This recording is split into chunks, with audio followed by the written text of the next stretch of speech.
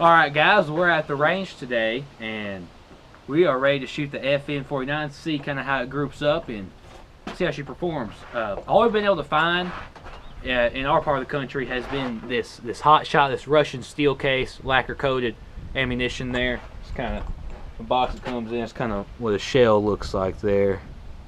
You know, it's double sealed right there for moisture protection. Alright, well let's get this baby out here and let's see how we can do with it.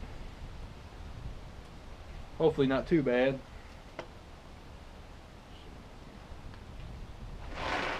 Alright.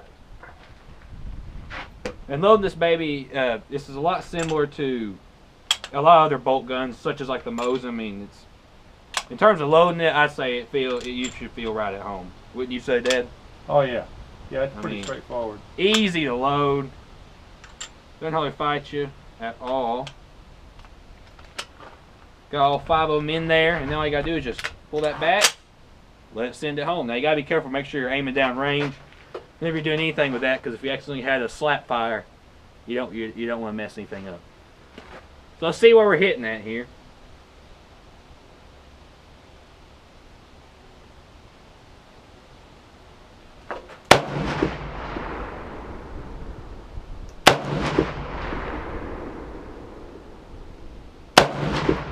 About an inch low. Bullseye.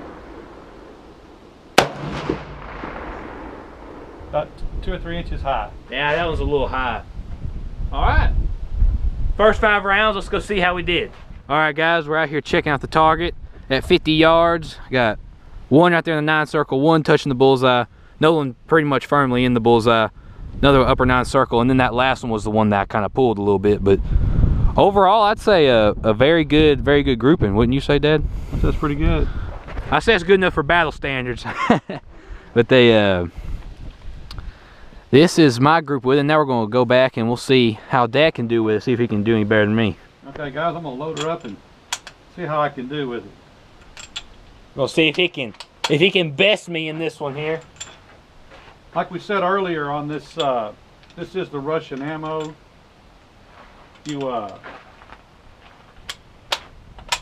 If you shoot over about 20 or 30 rounds though, you know, in a little short period of time, you might want to get something to clean the chamber. Some solvent maybe, or a brass brush that kind of fits the chamber.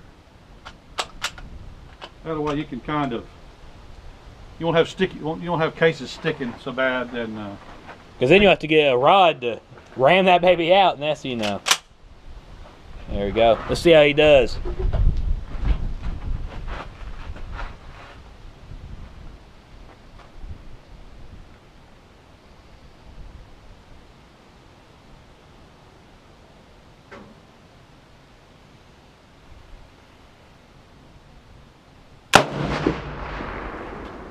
Bullseye. A little high, it's barely a bullseye. It is one.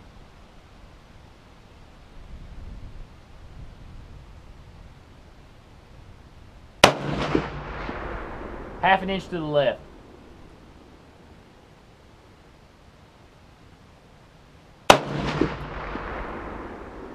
That was about the same spot.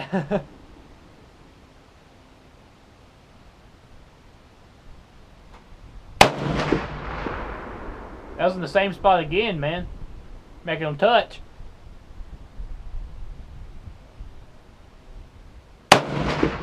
Bullseye.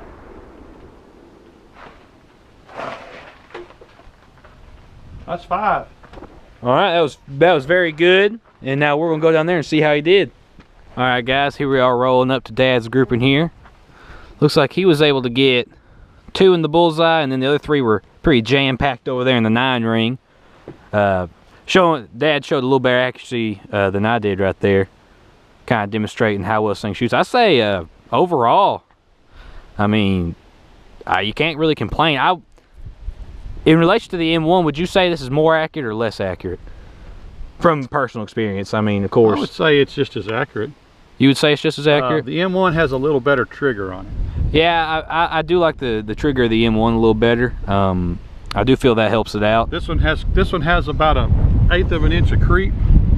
Yeah. And you have to take the creep up a little bit, and then when you do, you got to be careful not to take it up too much or it'll go off before you want it to.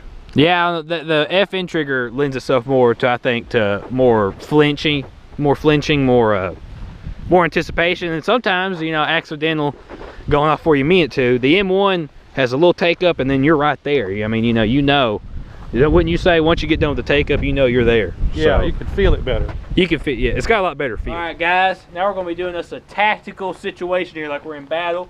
We're gonna do standing up, 2 shots to the head. We'll get down on 1 knee and do 2 shots to the chest. We'll see what we can do with it here. Try and get this baby coming. There we go. See what we can do.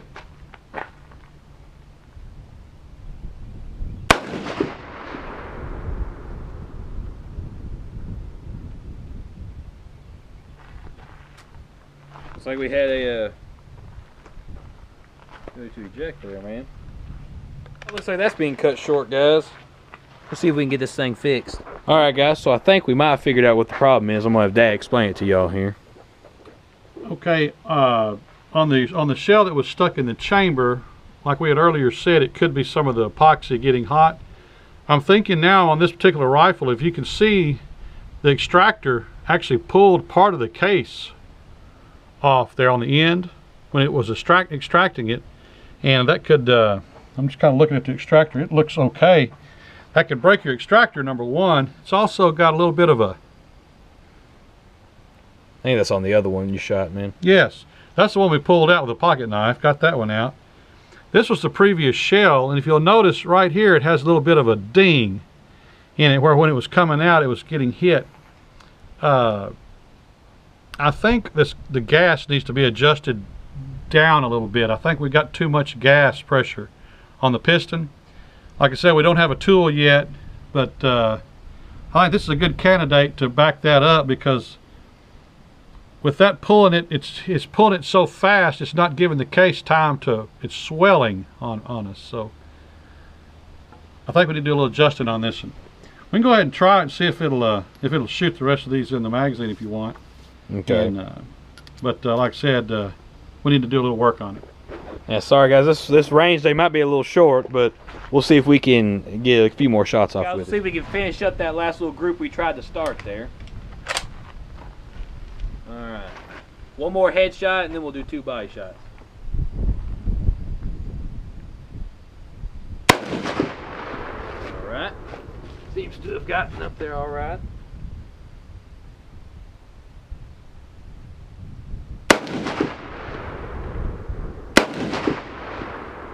Alright, so see how we did. Alright guys, we'll walk up here to check out the destruction caused by the battle rifle up here at 50 yards.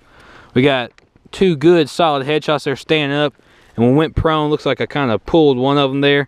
But that second one was pretty good. It was a little below his heart there, kind of in the midsection there. Overall, pretty good group. Yeah, both of those, all 4 of those are good ones. It's gonna be hard for Dad to see if he can come back and beat me on that one. We'll see what he can do.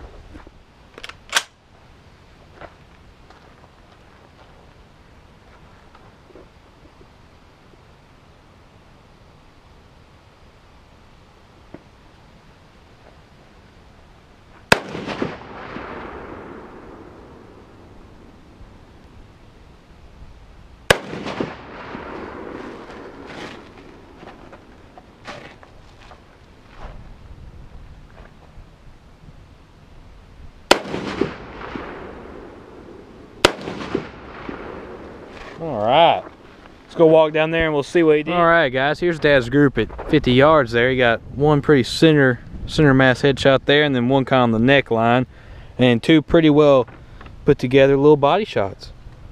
Overall, so that's pretty good. He got a better body grouping than I did. I say my headshot groups are pretty good, overall, I mean, this thing's as accurate as you can be, I'd say. Wouldn't you say? Those are all kill shots. I mean, you know. Yeah, any of those with the 8mm, man, you're pretty much done for. I'd say it's pretty accurate for a battle rifle. All right, guys, we're here doing our conclusion of the FN-49, or at least the shooting portion of it. What's your final thoughts? Well, like I say, I like it. This is probably the 3rd time we've gotten to shoot it. Mm-hmm. And this ain't as raw as the Balston Molina was. We've already shot this one a couple times. Yeah, we have. And like I said, I like it. It's real similar to the M1. I think the kick is a little lighter. It's smooth. This one here seems to be really tight. I mean, like as you saw when we were taking it apart, can't hardly get it apart. It's stuff's so tight on it, but it shoots good. Yeah, it's very well put together, I would say. Yeah, I think we figured out we had a little trouble with cases sticking. I thought initially it was probably the epoxy on the steel cased Russian ammo. That's probably a factor if you shot it a lot, but today we didn't shoot it enough to get it hot. The barrel's not even really more than just a little barely warm. The cases are getting some dents in them. That's a sign of a little bit too much gas pressure being bled off to the piston. Ejecting it too hard. That's why it was pulling it was just tearing the case rims off where the extractor was, and that's hard on the gun. And so is the hard gas pressure is hard on the gun. We're going to get a tool. We're going to adjust that, turn it back a turn or two, and shoot it again. I think that'll fix it. So I'm happy with that. It's a great gun. They're a little cheaper than the M1s as far as purchase price. I would say half, or roughly half. And it's a good shooter. I mean, it's a great gun. I like it. I like the automatic. I like automatics, and it's a really good gun. I like it. Yeah, I think it's a good gun. It actually, it is heavier, but I think, like we were doing, shooting it standing up's okay. I think you could do a little better offhand with the M1. But when you're sitting on a bench, or even if you're sitting on one knee out there, the thing really steadies up quite well. And I think, it's a good rifle. I think it's definitely one that you need to get your hands on if you haven't ever had your hands on one, just to see what it's like. I mean, if it was between this or an M1, I'd say definitely get the M1. The cool factor, and I just love shooting an M1, so I think that's one thing. But I mean, it's a great weapon, and about half the price, so that is something to definitely take into account. Yeah. But overall, it's easy kicking,